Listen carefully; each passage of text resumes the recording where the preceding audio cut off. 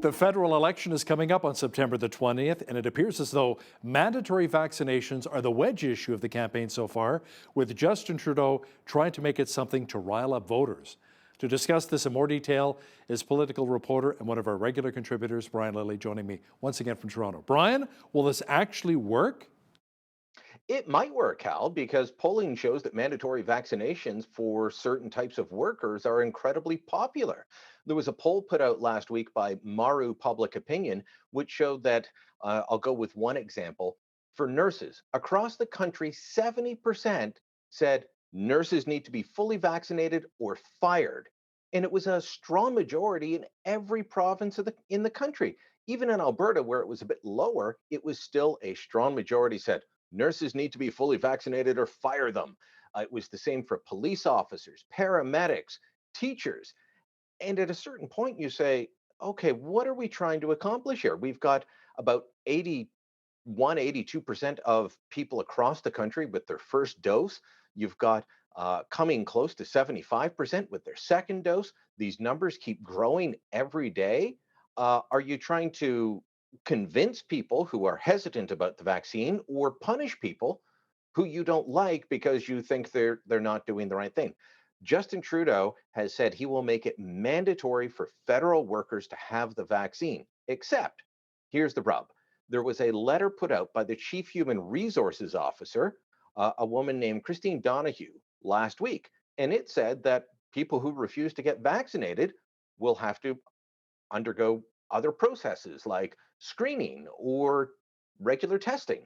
That is exactly the position of Aaron O'Toole. Aaron O'Toole and the Conservatives say, look, we encourage you to get your vaccine, but if you don't want to, you're going to have to be tested. You might have to undergo screening or other measures just to keep the workplace safe. Justin Trudeau says that's not good enough, and he's campaigning against Aaron O'Toole. Um, but his position, the actual government position, is the same. By the way, that letter, after I reported on it in the Toronto Sun, was ripped off the government website. Trudeau says it was taken down by bureaucrats, no political interference, because it had incorrect information. No, it was taken down because it embarrassed the Liberal Party. No letter from the Chief Human Resources Officer goes to every manager and employee of the federal government without being fully vetted at the highest levels of government. So they've changed their position to match the polling and try and make this a wedge issue. It's a ridiculous wedge issue, but the Liberals want this to be the entire issue that we decide the 2021 federal election on. Brian, Liberal leader Justin Trudeau raised the issue of abortion once again, normally a sign that the Liberals are worried about losing voters to the NDP. But this time you say he did it in a strange setting. Where did he bring it up? He was standing in a family's backyard in Markham, Ontario, one of these, events where the party, and they all do it, by the way, they find a family that supports them and they go and they pose with the parents and the kids, and he's making a daycare announcement. He's talking about childcare, $10 a day childcare, which is the plan he wants to take across the country. He's got 8 out of the 13 provinces and territories signed on to some sort of plan with federal funding already.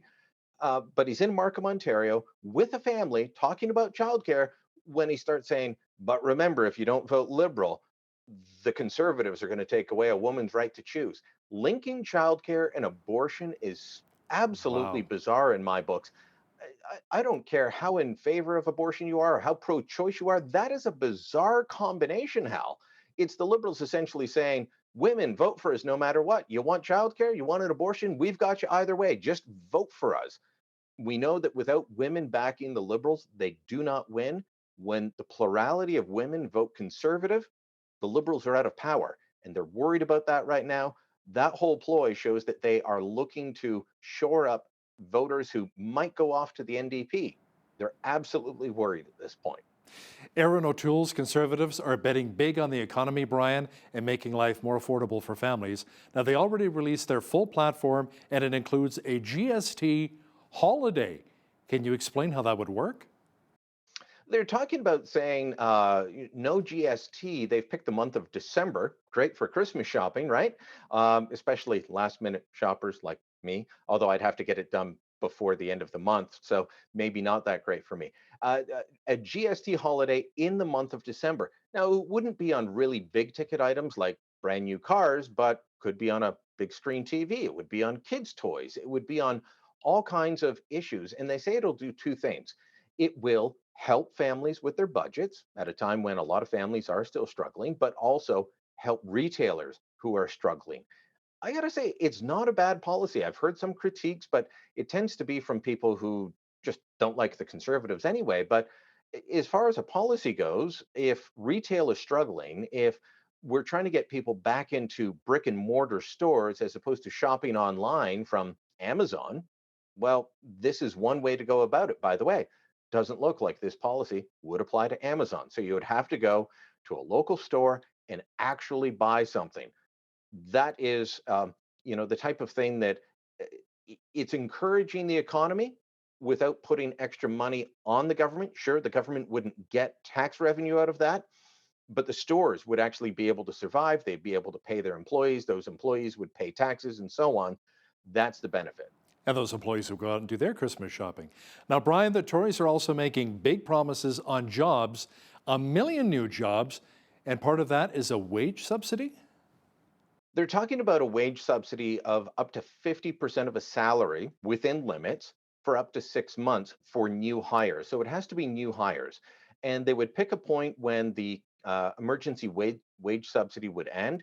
And whatever your employment roles were like at that point, well, if you started adding on employees, let's say, Hal, you added 5 new producers to your show. Well, you could get a wage subsidy for that. This is the type of thing that is, yeah, it's a government subsidy. That will annoy fiscal conservatives, no doubt. My colleague Lauren Gunter at the Edmonton Sun, none too happy with uh, positions like this, but it is the government saying, hire new people, will help you out. As we're coming out of a pandemic, probably not a horrible idea. I can think of worse. Uh, the fact that we've still got CERB going on or its replacement, the CRB, I'm talking to small businesses who cannot hire people unless they're willing to pay cash right now. Why? Because people are being paid to stay home. And many of them are saying, I'll stay home and work cash jobs so that I'm getting the government money and this other revenue. And I'm talking to restaurant owners, bar managers, barbers who say they can't compete with this and they can't pay people under the table. So it puts them in a bad position. Brian, as for the NDP, so far their big plan and their platform, beyond saying that they would fire workers who are not vaccinated, is to tax the rich. You know what I find really interesting about that comment from Leader Jagmeet Singh is that each time he makes that comment, he's wearing a $1,000 suit. He's wearing suits that I could never afford. The man has a fold up, expensive bicycle that goes in the back of his BMW Roadster. Jagmeet Singh is the premier example of the champagne socialist. Look, I've known and worked with NDPers over the years, and how you work in politics, you get to know and be friends with people in all parties because we're all people at the end of the day. We have different political views, but Jagmeet Singh is far more of a champagne socialist than any NDP leader I've ever covered. And that, it just rings hollow when he says we've got to tax the rich because that's him. Of course, he doesn't consider himself rich. And so he, wants these extra luxury taxes and wealth taxes on families above a certain amount. Now, I will say this, it doesn't hurt the NDP when they start talking about corporations that abuse public money during the pandemic. And he keeps raising the issue of companies which took the wage subsidy and took all kinds of other government handouts and then turned around and gave, multi-million dollar bonuses to their executives, to their CEOs, and paid dividends. There were, unfortunately, companies that did that. Thankfully, I don't work for one, so I'm able to critique it without, having my CEO be worried. But there were companies that did that. That annoys a lot of people, regardless of political affiliation. And Jagmeet Singh's able to use that to say we need to tax them. He wants to actually go back and do a retroactive tax on these people now. Now, the crisis in Afghanistan has become a serious election issue that no one really expected, Brian. Why did Justin Trudeau hesitate on denouncing the Taliban and saying Canada would not recognize them as the legitimate government? I mean, Marc Garneau did the same thing, saying, oh, we're kind of taking a wait-and-see approach when it comes to the Taliban in power, a terrorist organization. It took actually, it took 3 days for the prime minister to arrive at this point. Our allies, be it the Americans and Democratic President Joe Biden, he's supposedly kindred spirit with Trudeau, or Boris Johnson. Yeah, he's a conservative, but he's a British conservative. So sometimes not all that far off of where the liberals are. He said he wouldn't recognize the Taliban. Biden said they wouldn't recognize the Taliban. Trudeau was asked about it and waffled, wouldn't answer, and said, well, we expect them to let people leave. His foreign affairs minister, Mark Garneau, said, we'll take a wait and see approach. And then on Tuesday, after being lambasted for this for a couple of days, Trudeau's asked again and says, we won't recognize them. And then said to the reporter, and as you pointed out, they are a terrorist organization. That should have been his first thing. Instead, he had to be asked about Afghanistan several times before bringing this up. He talked about it on Tuesday when he opened his statement before he even got to his daily announcement. He talked about Afghanistan. He discussed how he had called Hillary Clinton the night before, the former Secretary of State in the United States, former presidential candidate, the woman behind Benghazi, I might add, and talked to her about the situation in Afghanistan. He wanted to promote that, but didn't say anything about the fact that he would not recognize the Taliban. He had to be pushed on it. I can't explain why, other than he doesn't like calling out oppressive regimes, be it China, Cuba, Afghanistan, or anywhere else. Brian, the polls seem pretty tight right now since the start of the election, and one of the polls even puts the Conservatives in the lead. Many say, we shouldn't really put a lot of stock into these polls. Where do you stand on it? Well, when I hear complaints about polls, Hal, it's often about Hillary Clinton and the fact that in the 2016 US presidential election, people said, well, she's got a 95% chance of winning, and Donald Trump has 5% chance. And of course, Donald Trump won. To those people, I would say those were people misinterpreting the polls, because I can go and find you the radio broadcast that I did the night before, where I talked to pollsters and said, I think Trump's going to win, and here's why. And it was just a different reading of the polls. Polls are a snapshot in time. Polls give you uh, a response to the questions put forward. I'm not really sure I buy the idea that the conservatives are ahead nationally or even neck and neck with the liberals in the greater Toronto area, which is what a Forum Research poll puts out. But they have tightened. And the idea that this is a cakewalk for the liberals isn't borne out, not by any of the polls, except for some that, in my view, are outliers. I don't think there's a 10 to 12 or 13-point gap between the two main parties. It, you know, is Aaron O'Toole within striking distance? Yes, but he has a ground to make up. And if people want to replace Justin Trudeau, then they've got to get behind someone like Aaron O'Toole, because Maverick Party's not going to win. They're only running a few candidates in Western Canada. Maxime Bernier's PPC is not going to win. They simply don't have the infrastructure, the money, or the ability to carry out the type of campaign that will win. And they got, what, 2% of the vote, if that, last time.